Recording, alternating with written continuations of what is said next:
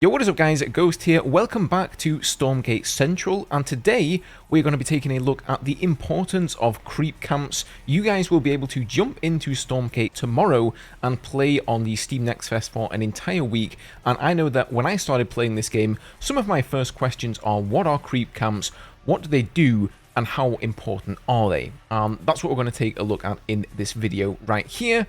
Guys, before we begin, as always, don't forget to subscribe if you do enjoy the content here on the channel. You are going to be seeing a lot of guides coming out over the next week, some really great casted games as well, a very interesting tournament, and lots of other cool stuff. So, as always, thank you guys so much for your support. Okay, so we've built up a few dogs here. I've got a pretty rudimentary base going on, just got a barracks out, and this is sort of simulating what the early game is going to look like for you.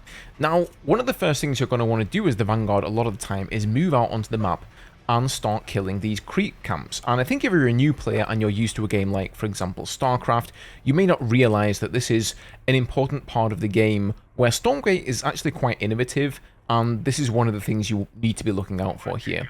So the first kind of camp we have here are the resource camps, and as the name says, they give you resources. So as you can see, those guys weren't really doing a whole lot of damage to me there.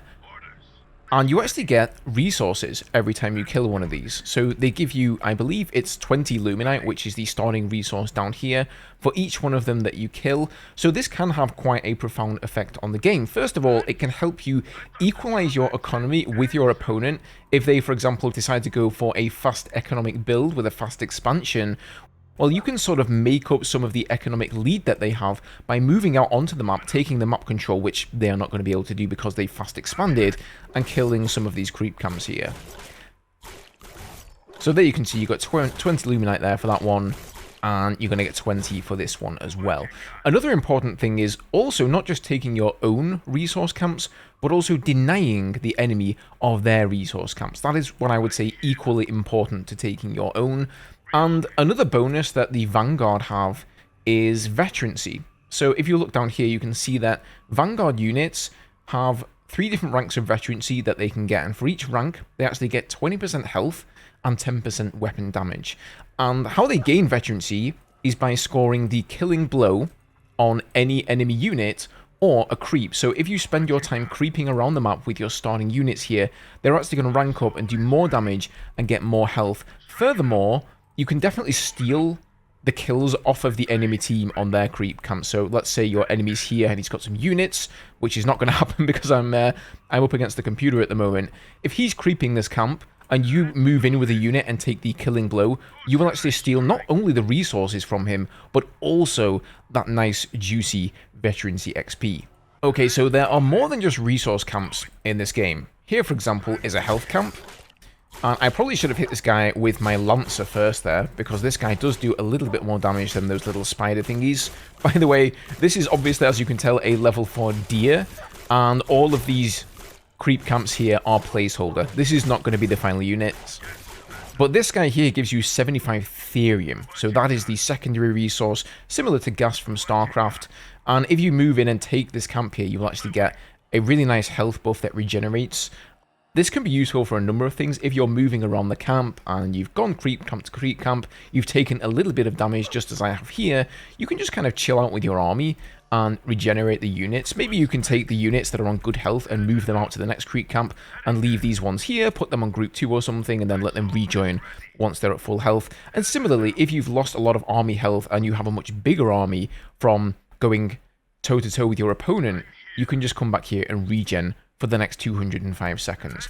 The way that camps work is once you've killed one, it will respawn, and then it will be level 2. So most of them start at level 1 or level 2, and every time they respawn, they will be at a higher level with either more creeps or another kind of creep. Now moving on here, we have the speed camps. So let's go and engage these guys here.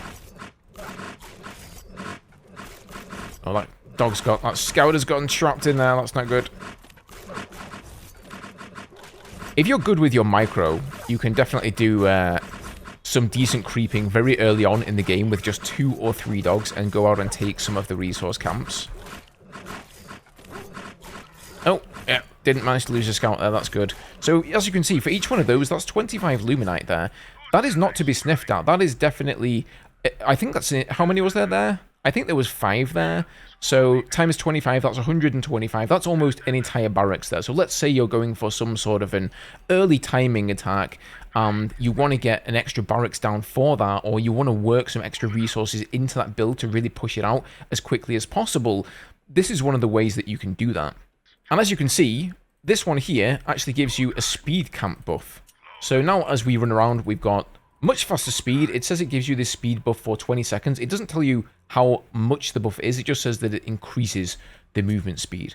And now, as you can see, denoted by this little arrow here, we now have level 1 veterancy on this Lancer and also this Scout here, giving this guy 144 health instead of the regular 120. And this guy has 288 instead of 240, and they will also have 10% more damage there. Okay, so here we have the Vision Camp. Now, the Vision Camp is probably the most important kind of camp in the game. This will generally be somewhere in the middle of the map in a lot of them. Sometimes you'll have one close to your base and one close to the enemy base. And you capture this dog here.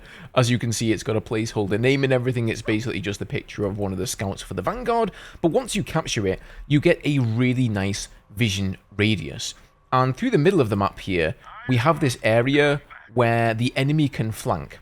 And if they're going to flank, you're going to see them walking down this ramp here with their army. You're also going to see if they're going to take the siege camp here, which is the next camp we're going to look at and is basically unique to this map at the moment. This is the only map with a siege camp, which is why I picked it, because I wanted to show you guys all the different kinds of creep camps. But every map is unique. It has different creep camps, different kinds of creep camps in different locations. The layout is entirely unique. So let's say that you play a map with a lot of resource camps, and that really works in your favor to do some sort of an early scout rush timing where you can get a couple of barracks out even earlier by getting those resources. Well, in another map, it may not work because those resources won't be in the same places and there won't be as many of them. Now, your opponent, he can come and destroy this vision camp. He can come and take this and deny you that vision. Alright guys, let's move down into the center of the map here, and I'm going to show you the siege camp, which, as I mentioned before, is unique to this map at the moment. I'm sure we're going to see siege camps in some of the other maps as well. This one is level 3, and we've got these missile launching deers here, or are those fireballs? I'm not sure. You know, we're taking a pretty heavy beating here, so this isn't a camp that you can take super early on with a handful of scouts or a handful of fiends or something like that. It is going to take you a little bit of an army in terms of power here to actually defeat this.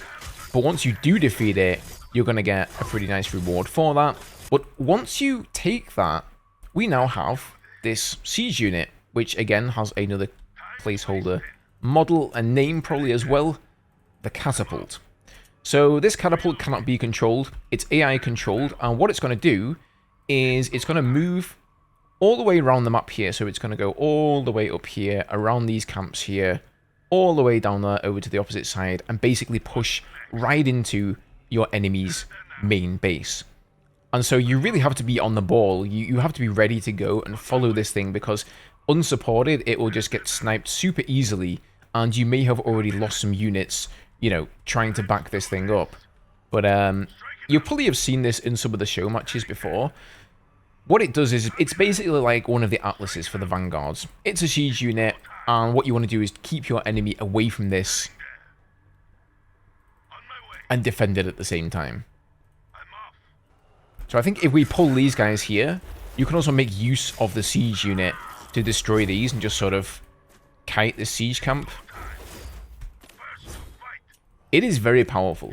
And because this siege camp starts and spawns there at the start of the game, as soon as you have an army that is powerful enough to defeat it, you can get one of these, what would normally be like a late game unit, very early on. Now, obviously, this is going to die because I have a rather pathetic army here in comparison to the computer, but you guys get the point, right?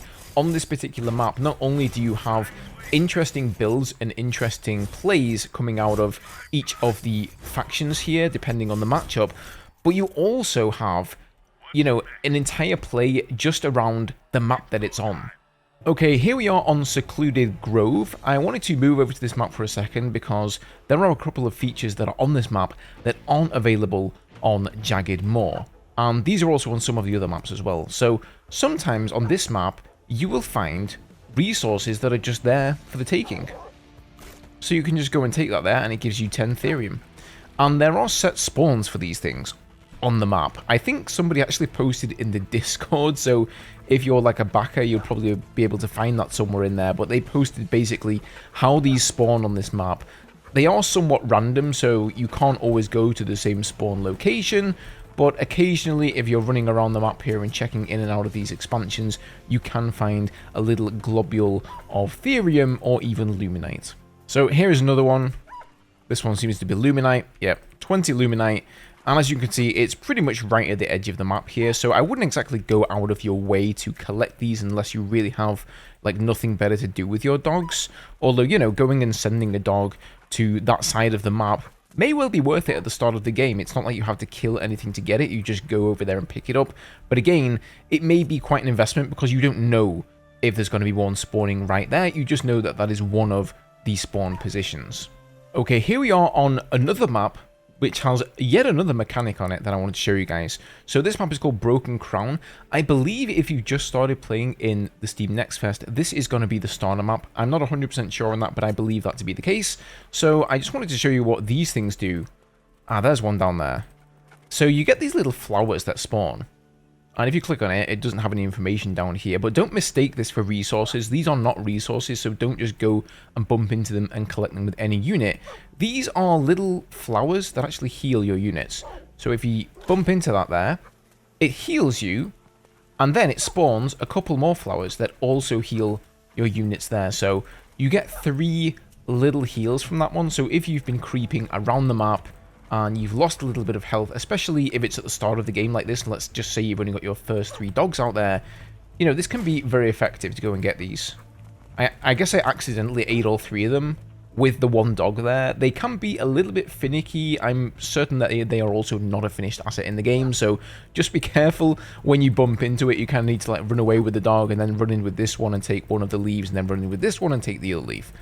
But yeah, it's kind of cool. I like how there is a unique sort of feature on every single map. On Jagged Moor, you've got the catapults. On this one, you've got the flowers. And then on Secluded Grove, you've got the random resource deposits. Anyway, guys, hopefully this helped you guys out if you were wondering what the creep cams were and how you're supposed to use them in the game. So don't forget, don't start turtling in your base. Stormgate is all about getting out into the game early, taking that map control, and trying to wrestle your opponent for some of these important creep camps. Do me a massive favor and hit the like button down below if you enjoyed the video. Don't forget to subscribe as well, because I'm going to be putting out a ton more Stormgate content, especially over the next week. But otherwise, guys, good luck in Stormgate, and I'll see you in the next video.